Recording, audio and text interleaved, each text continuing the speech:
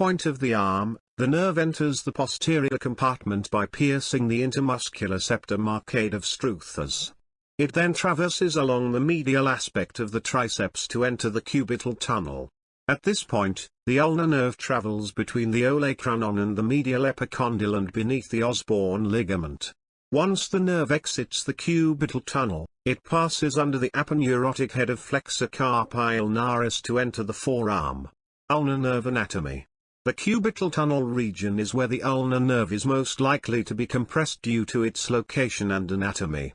However, the nerve can also get compressed at the arcade of struthers or by the aponeurotic head of flexor carpi ulnaris, resulting in symptoms of ulnar neuropathy.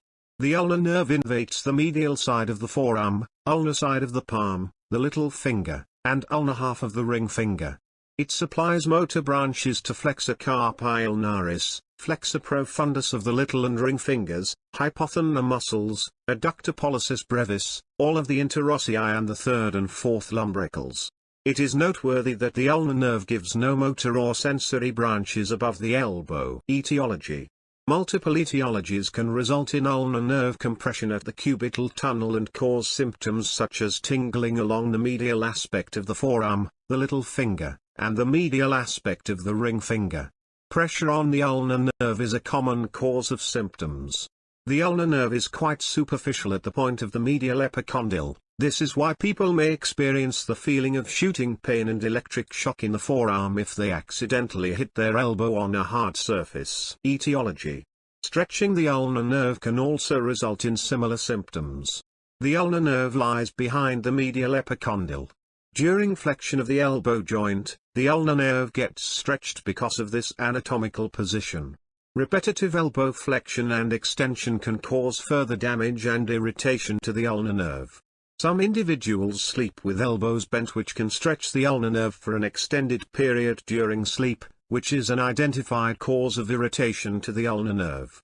Injuries to the elbow joint, fractures, dislocations, swelling, effusions, can cause anatomical damage which will cause symptoms because of compression/irritation of the ulnar nerve. Epidemiology. Ulnar nerve neuropathy is the second most common compression neuropathy of the arm, following carpal tunnel syndrome. A study of 91 patients identified that close to 60% of these patients had anatomical changes in the cubital tunnel that caused the ulnar nerve neuropathy, of which nearly 20% of patients had a subluxation of the ulnar nerve. Other causes identified in this study were osteophytes in almost 7% of patients and luxation of the ulnar nerve in nearly 10% of patients. Post-traumatic lesions also can cause symptoms in about 3.3% of patients. Pathophysiology. The exact pathophysiology of cubital tunnel syndrome is unknown. There has been some association with smoking. Males are more often affected than females and the left side is more often affected. History and physical exam. The presenting complaint is typically one of pins and needles in the forearm and the hand. On further questioning of the precise nature of the patient's complaint, the tingling sensation usually is present along the little finger and medial half of the ring finger. The symptoms are generally aggravated with elbow flexion. These symptoms may be present transiently initially, then gradually get worse. On examination, findings may include a reduced or complete loss of sensation on the palmar and dorsal sides of the little finger and the medial part of the ring finger in advanced cases. Tinel sign may be positive along the cubital tunnel. Provocative tests like sustained elbow flexion for 1 minute or compression of the ulnar nerve at the cubital tunnel region may also be positive, causing paresthesia along with the distribution of the ulnar nerve, but the diagnostic value of these tests are poor. In some cases, the ulnar nerve may be subluxated over the medial epicondyle with elbow flexion. History and physical exam. Motor symptoms are less common and usually manifest in severe cases of ulnar neuropathy. Patients may complain of weakness in the hand and frequent dropping of objects. On examination, findings could range from mild weakness of the interosseous muscles to severe atrophy of the hand intrinsics and weakness of the hand grip. Froment sign can be positive, indicating weakness of adductor pollicis, which is supplied by the ulnar nerve. Ulnar claw hand is unlikely in cubital tunnel syndrome because the flexor digitorum profundus to the ring and little fingers also is denervated. Evaluation. Thorough knowledge of the motor and sensory distribution of the ulnar nerve is critical in evaluating patients with ulnar neuropathy. Diagnosis can be made clinically, and nerve conduction studies are often used to mainly confirm the diagnosis.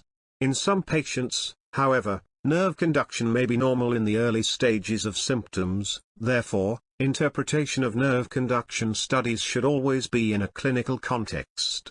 X-ray of the elbow joint can be done to exclude bony pathologies such as osteophytes and old fractures which may cause compression of the nerve. Both ultrasonic scanning, USS, and magnetic resonance imaging, MRI, have sensitivity and specificity over 80% in diagnosis. MRI and USS are also helpful to identify other causes of compression, which may not be picked up on plain radiograph films such as soft tissue swelling and lesions such as neuroma, ganglions, aneurysms, etc. Treatment and management. Pathological findings should undergo careful evaluation when deciding on treatment options.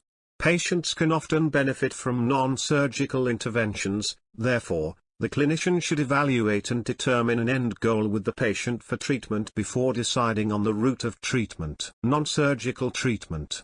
If the symptoms are purely the result of mechanical factors such as leaning over the desk at work with weight on the elbows or sleeping with bent elbows, then correcting these postures that provoke ulnar neuropathy can be the mainstay of treatment.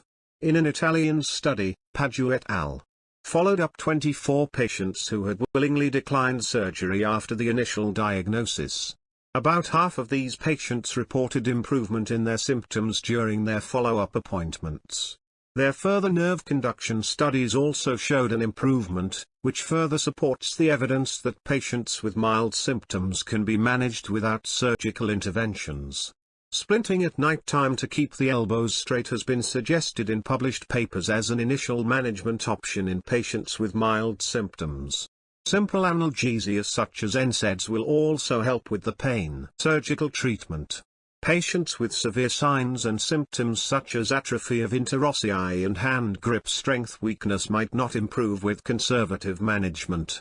Also, patients who have failed conservative treatment for 6 months would require surgical intervention to improve their symptoms. Surgical management involves decompression of the nerve throughout the entire cubital tunnel. Some surgeons release the pressure in the cubital tunnel region, while others prefer free mobilization of the ulnar nerve. Various methods of surgical treatment have been discussed and performed. Some of the well-accepted surgical procedures for the treatment of cubital tunnel syndrome are 1. In situ decompression, 2. Endoscopic decompression, 3. Decompression followed by subsequent subcutaneous transposition, intramuscular transposition, or submuscular transposition, and 4. Medial epicondylectomy along with in situ decompression. Studies have shown no benefit of one over the other in terms of clinical outcomes. The intraoperative photograph demonstrates the decompressed ulnar nerve. Yavaş yavaş fleksiyon ekstansiyon yaptır. Yaptır. Farkındaysanız sinir gevşek. Hiçbir şekilde gelmiyor. Yaptır. Çok güzel. Bu subkutan doku. Buradan reach'i aldım. Ve şöyle arada mesafe olduğu da gözüküyor. Teşekkür ederim. The video demonstrates the anteriorly subcutaneous transfer of the ulnar nerve. The surgeon checks the position and vulnerability of the nerve in its new location.